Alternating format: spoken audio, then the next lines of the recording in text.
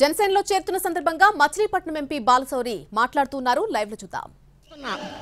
ప్రతి కుటుంబాన్ని తలుపు తట్టినటువంటి వ్యక్తి పవన్ కళ్యాణ్ గారు అని చెప్పి సందర్భంగా మీకు మనం చేస్తా ఉన్నాం.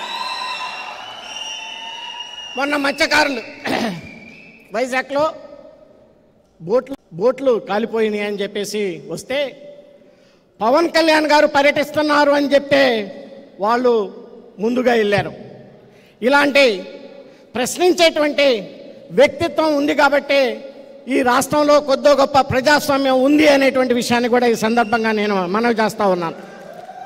మరి మీ అందరికీ తెలుసు, నేను 2004 తర్వాత మరలా ఇప్పుడు మచిలీపట్నం పార్లమెంటు సభ్యుడిగా ఉన్నాను. అక్కడ బందరు పోర్టు విషయం మీ అందరికీ తెలుసు. ఒక పార్లమెంటు సభ్యుడిగా అక్కడ ఎన్విరాన్మెంటల్ క్లియరెన్స్ తీసుకురావటం కానీ, ఫైనాన్షియల్ క్లోజర్లో నా పాత్ర పెట్టడం కానీ ఎంతో చేసి ఈరోజు అక్కడ ప్రజానికానికి ఆ పోర్టు రావటంలో నా వంతు కూడా ఒక పార్లమెంటు సభ్యుడిగా కృషి చేశాననేటువంటి విషయాన్ని కూడా ఈ సందర్భంగా మీకు మనవి చేస్తూ ఉన్నాను. అదే రకంగా అక్కడ మెడికల్ కళాశాల రావాలి అని చెప్పేసి నేను ఎన్నోసార్లు అడగటం, మొట్టమొదటిగా ఆ రోజు ముఖ్యమంత్రి గారికి లెటర్ ఇవ్వటం, దాంట్లో భాగంగా ఈరోజు కేంద్ర ప్రభుత్వం నుంచి రావాల్సిన నిధులు ఒక పార్లమెంటు సభ్యుడిగా నేను కూడా దాన్ని కంప్లీట్ చేశాననేటువంటి తృప్తి నాలో ఉంది అనేటువంటి విషయాన్ని కూడా ఈ సందర్భంగా మీకు మనవి చేస్తూ ఉన్నాను. అదే రకంగా గుడివాడ ఉంది. గుడివాడ టౌన్కు ముందు 2 రైల్వే గేట్లు ఉంటాయి. పొద్దున్న నుంచి సాయంత్రం దాకా దాదాపు ఒక 100 సార్లు ఆ గేటు పడుతూ ఉంటుంది.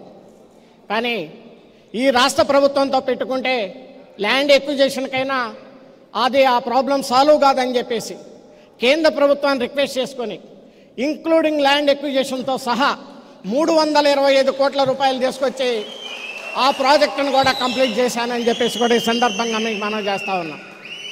మనకి ఇప్పటికి కూడా స్వతంత్రం వచ్చి 75 సంవత్సరాలైనా మత్స్యకారులు ఉంటారు, దివుల్లో అంటాం, ఎదురుమండి.